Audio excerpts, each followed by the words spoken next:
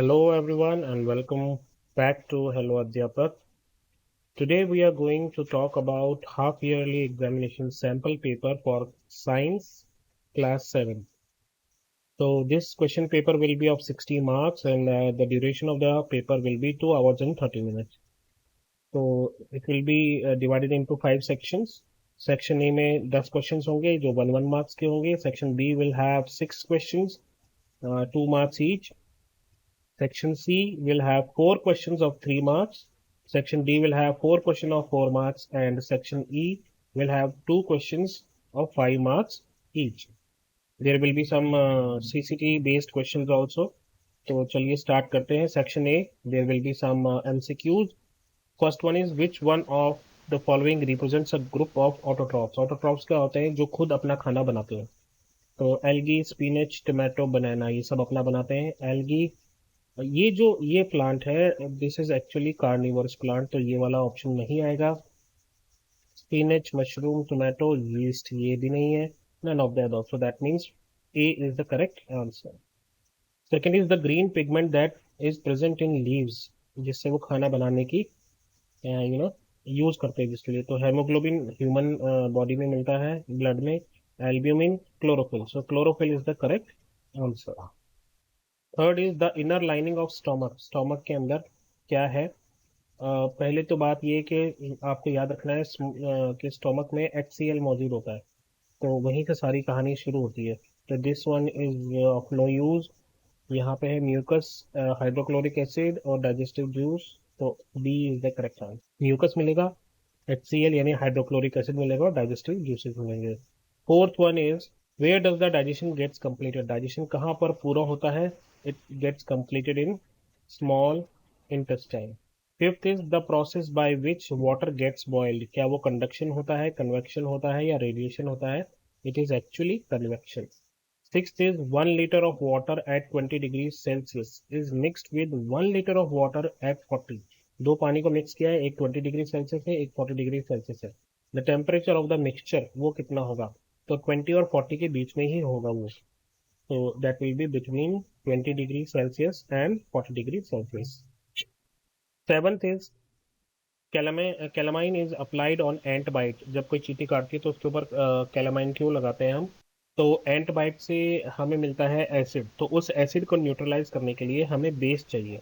और कैलामाइन जो है वो बेसिक होता है नेचर में, और इसका फर्स्ट ही आएगा. It is basic in nature and it न्यूट्रलाइजेज the acid injected by the ant. So A is the correct answer. Eighth pay चलते हैं. Which of the following statement is incorrect. इनमें से कौन सी गलत है? When candle burns, both physical and chemical change takes place. ये correct है. Anaerobic bacteria जो होते हैं digest animal waste and produce biogas, ये भी ठीक है. Ships suffer a lot of damage if they are not painted, ये भी सही है. तो stretching of rubber band is not a physical change, ये गलत है, क्योंकि stretching of rubber is a physical change.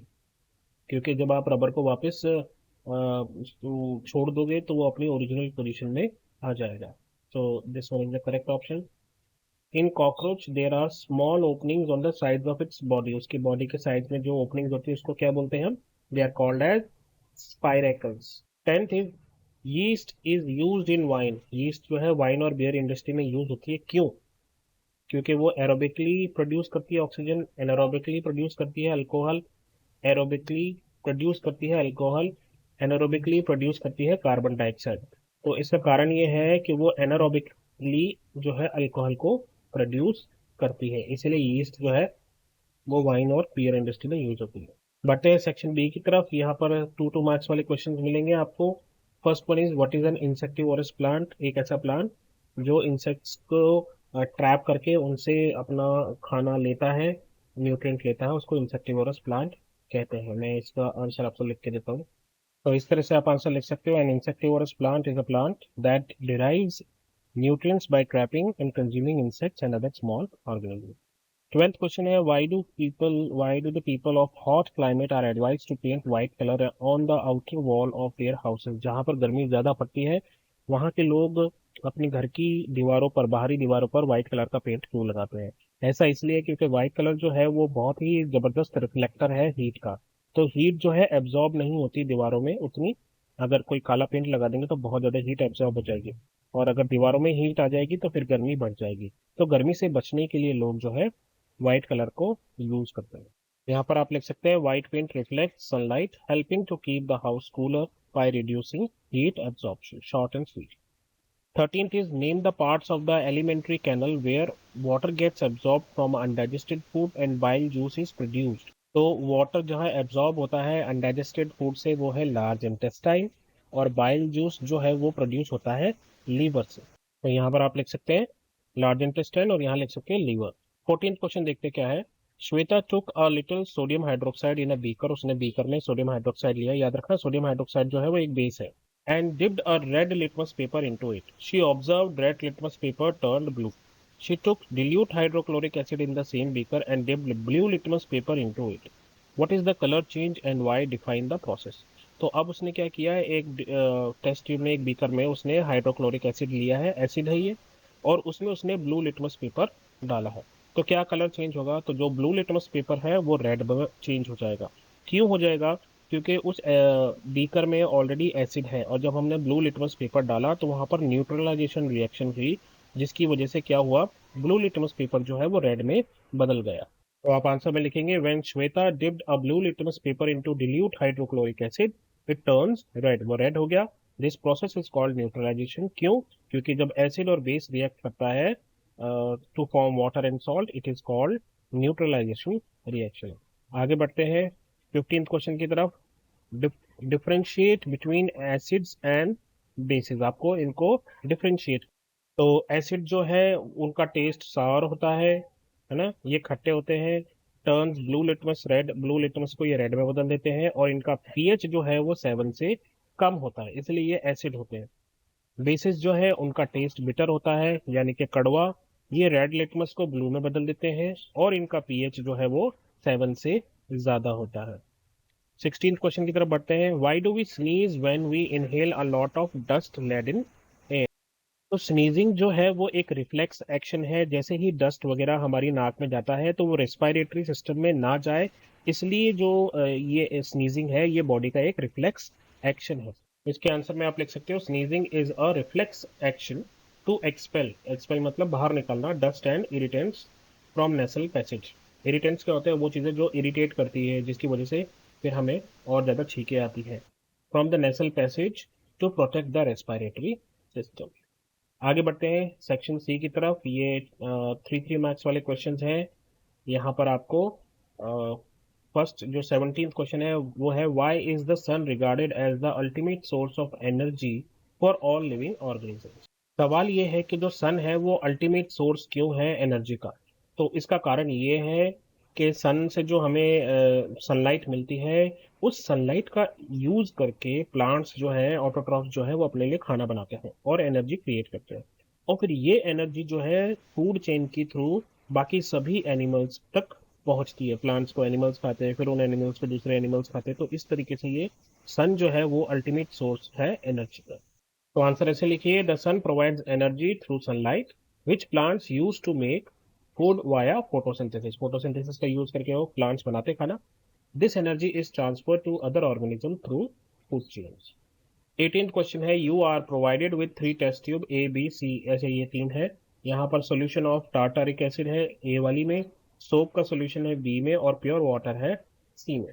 So you are provided with 3 test tubes as shown in figure. What will you observe when you put? अगर आप इन तीनों के अंदर जो है ये चीजें डालोगे तो आपको क्या ऑब्जर्वेशन मिलेगी? A piece of blue litmus paper in each test tube, इसमें भी डाला, इसमें भी डाला, और इसमें भी डाला।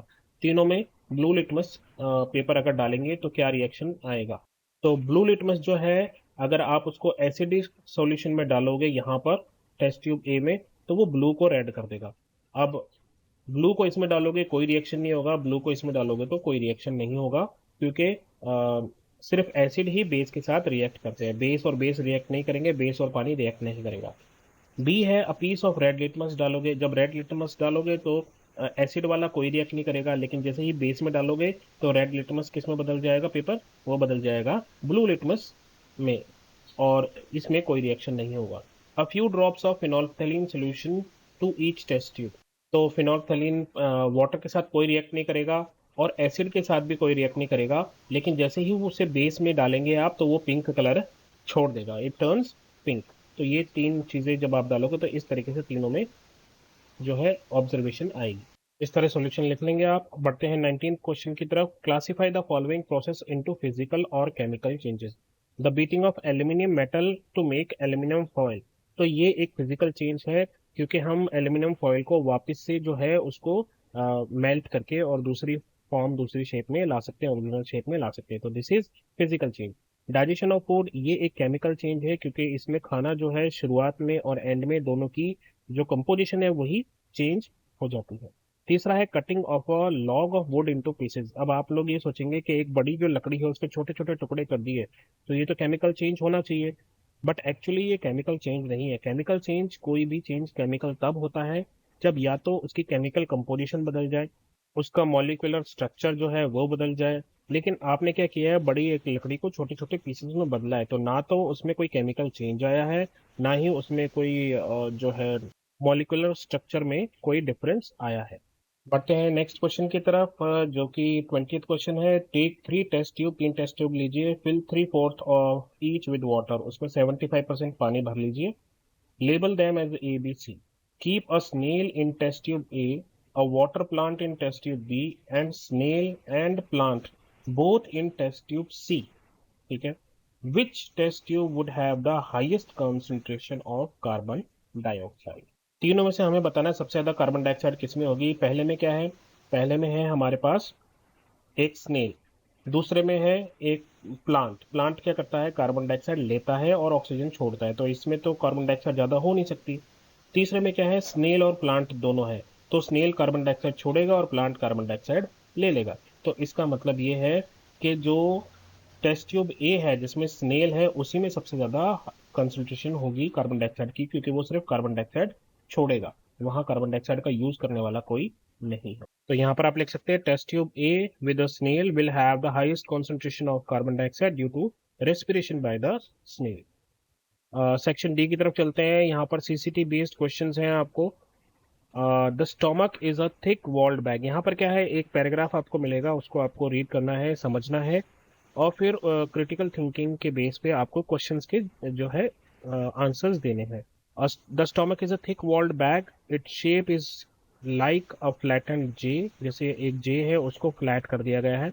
It is the widest part of the alimentary canal. It receives food from the food pipe at one end and opens into the small intestine at the other. तो एक तरफ फूड पाइप है, दूसरी तरफ जो है स्मॉल इंटेस्टाइन है। The inner lining of stomach secretes mucus, hydrochloric acid and digestive juice.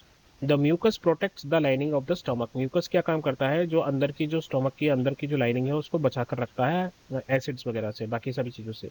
The acid kills many bacteria that enter along with the food and makes the medium in the stomach acidic and helps the digestive juices to act। ये काम होता है हमारे hydrochloric acid का। The digestive juices break down the proteins into simpler substances. और जो digestive juice है वो प्रोटीन को सिंपल सब्सटेंस में कन्वर्ट करते हैं ताकि हमें एनर्जी मिल सके। What is the function of the mucus, ये है सबसे पहला, तो बहुत सिंपल है, ये रहा। The inner lining of the stomach secretes mucus, यहाँ से आपका आंसर स्टार्ट होता है। The mucus protects the lining of the stomach, this is first, right. Second is what is the function of acid in the stomach. तो acid जो है एक तो बैक्टीरिया को किल करता है, it kill the bacteria which enter along with the food, और medium जो है उसको एसिडिक बनाता है, और डाइजेस्टिव जूसेस को मदद करता है उनका काम करने में। Name the various components of food and their simpler forms. अब यहाँ पर हमें कुछ कंपोनेंट्स बताने हैं फूड के, और उनकी सिंपलर फॉर्म्स क्या है वो भी बतानी है। जैसे कंपोनेंट्स क्या हो सकते हैं, प्रोटीन, तो उसका जो सिंपलर फॉर्म है वो है अमाइनो एसिड्स। ऐसे ही हमें यहाँ पर कुछ बताने हैं। तो जो तीन चीजें यहाँ पर है वो है प्रोटीन्स, प्रोटीन्स मतलब सिंपलर फॉर्म हो गई amino acids, carbohydrates simpler form हो गई ग्लूकोज, और फैट्स जो है उसकी सिंपलर फॉर्म होती है फैटी एसिड्स एंड ग्लिसरॉल। अगले क्वेश्चन की तरफ बढ़ते हैं। Our muscles can also respire anaerobically but only for a short time when there is a temporary deficiency of oxygen. During heavy exercise, fast running, cycling, walking for many hours or heavy weight lifting, the demand for energy is high। जब हम ये सारे काम करते हैं तब हमारे दिल की धड़कन भी तेज होती है और हमें जो है एनर्जी की ज़्यादा ज़रूरत होती है। But the supply of oxygen to produce the energy is limited, लेकिन ऑक्सीजन की सप्लाई जो है वो लिमिटेड होती है। Then anaerobic respiration takes place in the muscles to fulfil the demand of energy, और तब एनारोबिक रेस्पिरेशन जो है काम में आती है। तो यहाँ पर इन्होंने एक वो दे रखी है equation, glucose in muscle absence of oxygen में लैक्टिक एसिड और एनर्जी प्रोड्यूस करती है।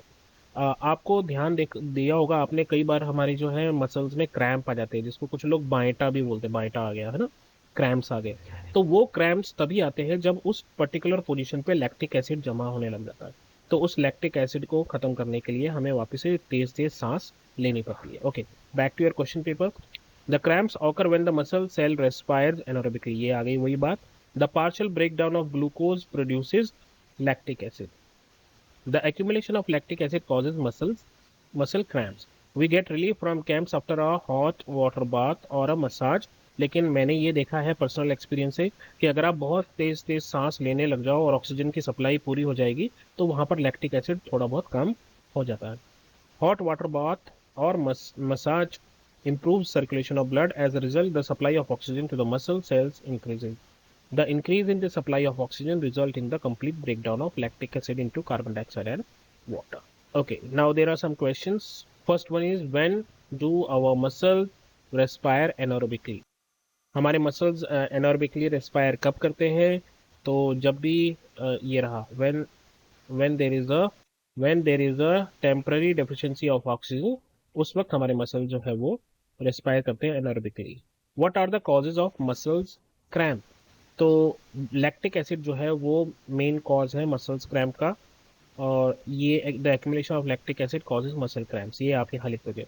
How can we get relief from muscle cramp? आपके पैराग्राफ के अकॉर्डिंग हॉट वाटर बाथ और मसाज जो है वो हमें रिलीफ देता है इससे, क्रैम्प से।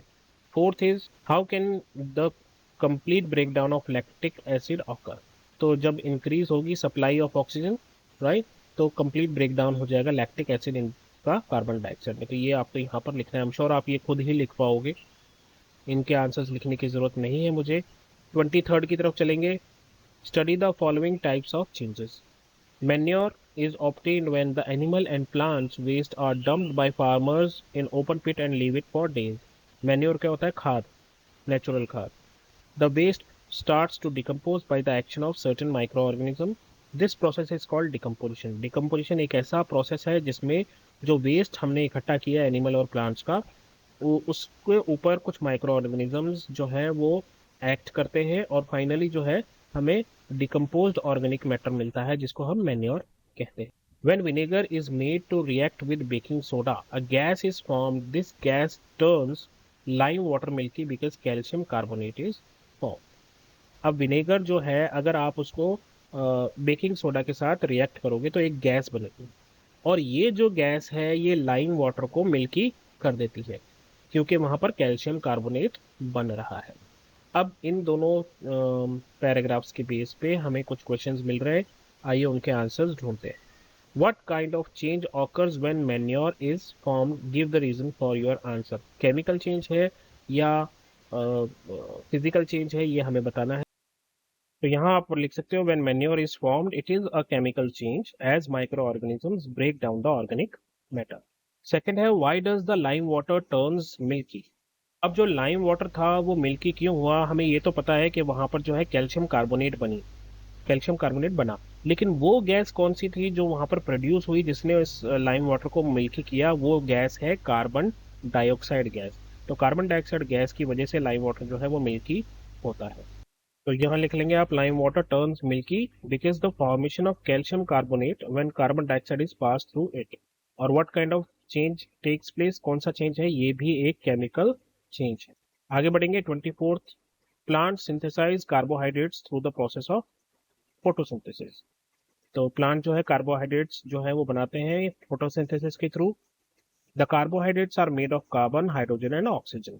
These are then used to synthesize other components of food such as proteins or fats.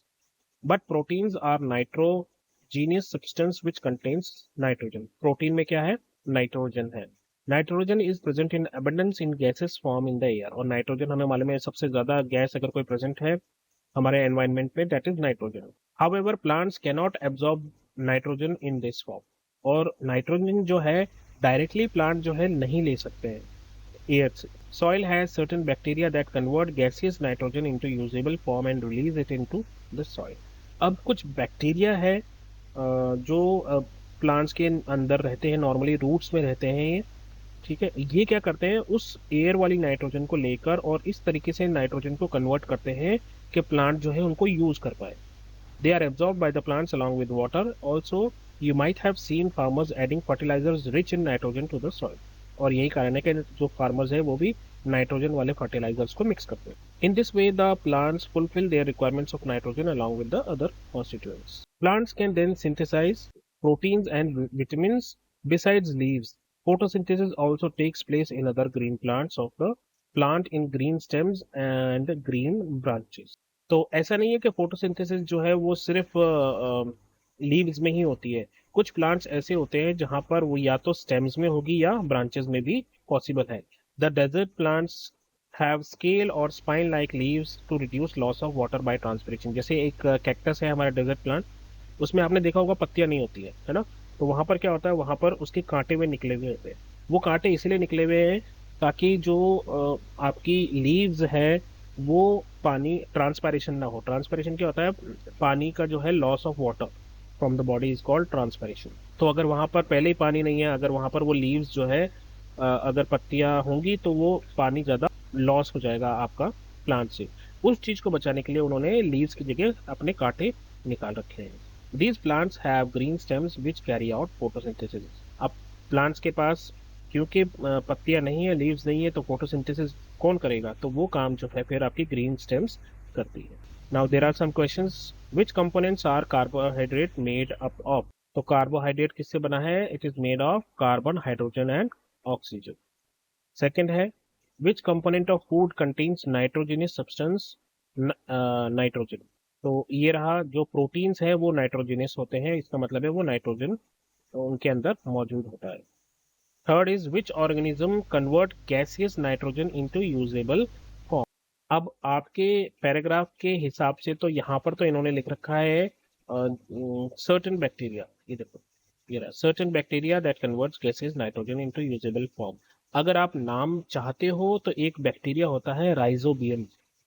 Rhizobium मैं लिख के दिखाता हूँ इस तरह से. तो ये नाम है उस बैक्टीरिया का जो गैसेस नाइट्रोजन को यूजेबल फॉर्म में कन्वर्ट करता है. लेकिन पैराग्राफ के हिसाब से अगर आप सर्टेन बैक्टीरिया भी लिख दोगे तो भी आपका आंसर करेक्ट है. Fourth is how do plants fulfil their requirement of nitrogen. तो इसके लिए आप लिख सकते हो plant absorb nitrogen from the soil often with the help of nitrogen fixing bacteria. जैसे मैंने अभी आपको बताया राइजोबियम एक नाइट्रोजन फिक्सिंग बैक्टीरिया है. या फिर फर्टिलाइजर जो फार्मर के द्वारा ऐड किए जाते हैं उनसे भी वो अपनी नाइट्रोजन के रिक्वायरमेंट को पूरा करते हैं. अब सेक्शन ई की तरफ बढ़ते हैं 10 मार्क्स के, जहां पर दो क्वेश्चन आपको मिलेंगे. यहाँ पर आप देखिए एक वैक्यूम बॉटल जिसको हम थर्मोफ्लास्क भी कहते हैं वो गिवन है. तो आप पहले इस फिगर को ध्यान से देखिए कि बाहर जो है एक बॉटल है, उसके अंदर जो है आप देखिए कंटेनर के अंदर वैक्यूम क्रिएट किया हुआ है. ये जो ग्रे कलर की लाइन है ये वैक्यूम क्रिएट किया हुआ है. नीचे जो है रबर की सपोर्ट है, बाहर कंटेनर है, अंदर जो है स्प्रिंग दे रखे हैं ताकि ये बॉटल हिले ना. और ये जो इसकी ग्लास की जो वॉल्स हैं वो ग्लास इसके अंदर के मतलब अंदर वाला जो कंटेनर है उसकी जो वॉल है वो ग्लास की वॉल्स हैं और उनके ऊपर सिल्वर सरफेस कर रखा. ये है आपकी थर्मोफ्लास्क. अब हम पढ़ते हैं इसमें लिखा क्या है. The diagram is of a vacuum और thermos flask which we use to either keep the liquid hot or cold. Usually when we use an ordinary bottle, the hot liquid, cold liquid becomes cold warm as heat is lost in the form of radiation, convection or radiation. तो अगर हम normally किसी ordinary bottle में चीज़ों को रखते हैं तो अगर गर्म रखेंगे तो वो ठंडी हो जाएगी और अगर ठंडी रखेंगे तो वो गर्म हो जाएगी. बेसिकली वो बाहर के टेम्परेचर के अकॉर्डिंग हो जाती है, इन्वायरमेंट के टेम्परेचर के अकॉर्डिंग हो जाती है. This loss of heat can be reduced or minimized by using a vacuum flask to carry the liquid. अब ये जो लॉस ऑफ हीट हो रहा है इसको रोकने के लिए, यानी कि चीज गर्म है तो उसको गर्म रखने के लिए, चीज ठंडी है तो उसको ठंडी रखने के लिए हम वैक्यूम फ्लास्क का इस्तेमाल करते हैं. The vacuum flask consist of 2 vessels और फ्लास्क, ये मैंने आपको इसकी सारी इन्फॉर्मेशन दे दी, ये कैसा है, ठीक है। With the other and joint at the neck, the gap between the 2 vessels is partially evacuated of air is removed partially creating a partial vacuum which reduces heat conduction or convection. Heat transfer by thermal radiation may be minimized by silver flask surface facing the gap, but can become problematic if the flask contents or surroundings are very hot. Hence, vacuum flask usually hold contents below the boiling point of water. तो जो पानी रखना है, जो liquid रखना है, वो boiling point के नीचे ही होना चाहिए. Most heat transfers occur through the neck and opening of the flask where there is no vacuum. कहाँ पर होता है ये? यहाँ पर, ये जो एंड पॉइंट है यहाँ पर, जब हम इसको फ्लास्क को खोलेंगे तब हीट का ट्रांसफर होगा, या इसकी नेक पे से हीट का ट्रांसफर होता है. Vacuum flask are usually made of steel, metal, borosilicate, glass, foam और plastic and have their opening stoppered with a cork और पॉलीथीन प्लास्टिक. तो ये सब चीज़ें हैं जिनसे बन रहा है, मेटल से बन रहा है, फिर उसके अंदर ग्लास होगा, बोरोसिलिकेट ग्लास होगा, इसके अंदर ग्लास और उसके बीच में, कंटेनर के बीच में फोम होगा या प्लास्टिक होगी, क्योंकि फोम और प्लास्टिक दोनों ही जो है वो बैड कंडक्टर है हीट के. और फिर उसका मुंह जो है वो कॉक या पॉलीथीन प्लास्टिक से के ढक्कन से बंद कर दिया जाता है. Vacuum flask are often used as an insulated in shipping containers. Answer the following question. Why does the hot liquid, cold liquid become cold या warm when it is kept in an ordinary bottle? तो ऐसा क्यों होता है? क्योंकि वहां पर heat का ट्रांसफर हो जाता है. तो आप लिख सकते हो a hot or cold liquid becomes cold or warm in an ordinary bottle due to the loss or gain of heat through conduction, convection या radiation की वजह से हो सकता है. Second is, how does the vacuum flask work, or how is the vacuum flask constructed in order to reduce the heat transfer? तो आप लिख सकते हैं a vacuum flask reduces heat transfer by creating a vacuum between two walls, minimizing conduction या convection, दोनों ही चीजें नहीं होती है. The silver surfaces reduce heat transfer through radiation. C is, what problem can be faced while using a flask? क्या problem आ सकती है? तो प्रॉब्लम ये है, the problem with the flask is that heat transfer can still occur through the neck और opening when there is no vacuum. जहां पर नेक के पास जहां पर वैक्यूम नहीं है वहां से हीट ट्रांसफर हो सकती है. इसके अलावा जब आप उसको ओपन करोगे वहां पर भी हीट ट्रांसफर होगी, बॉटल का ढक्कन जब आप ओपन करोगे. 26 है, what happens when acid is treated with. Acid जब रिएक्ट करेगा, रेड लिटमस के साथ रिएक्ट करेगा तो क्या? देखिए, अब हम रिएक्शन कर रहे हैं एसिड के साथ, तो एसिड जो है रिएक्ट करता है सिर्फ बेस के साथ. तो इनमें से जो चीज़ें बेसिक होंगी उनके साथ तो ये रिएक्शन करेगा, और इनमें से जो चीज़ें एसिडिक होंगी उनके साथ ये रिएक्शन नहीं करेगा. तो रेड लिटमस के साथ जब ये एसिड रिएक्ट करेगा तो कोई रिएक्शन नहीं होगी. ब्लू लिटमस के साथ जब ये रिएक्ट करेगा तो ब्लू लिटमस किस में बदल जाएगा? रेड लिटमस में. चाइना रोज इंडिकेटर जो है वो भी बेसिक होता है नेचर में, तो जब एसिड इसके साथ रिएक्ट करेगा तो ये जो है डार्क पिंक या मेजेंटा कलर में दिखाई देगा वहां पर. टर्मरिक इंडिकेटर के साथ कोई रिएक्शन नहीं होगा और वो येलो कलर में ही रहेगा अपने. और फिनोल्फथैलीन के बाद, और फिनोल्फथैलीन जो है वो भी अपना कलर चेंज नहीं करेगा, तो ये कलरलेस ही रहेगा जब एसिड के साथ रिएक्ट करेगा. तो इस तरह से आप लिख सकते हैं, रेड लिटमस में नो चेंज, ब्लू लिटमस ये रेड में बदल जाएगा, चाइना रोज इंडिकेटर ये जो है डार्क पिंक या मेजेंटा कलर दिखाई देगा, टर्मरिक के साथ कोई चेंज नहीं है, और फिनोल्फथैलीन में कलरलेस ही रहेगा. तो इतना ही है आपके पेपर में. आई होप आपको समझ में आया हो. अ, अगर कोई प्रॉब्लम हो तो आप मुझे बताएं. बाकी अभी के लिए इतना ही. अपना ध्यान रखें, मम्मी पापा का कहना माने, और देखते रहिए हेलो अध्यापक. सब्सक्राइब नहीं किया है तो सब्सक्राइब जरूर करके जाएं. Bye bye, take care, have fun, all the best for your exam.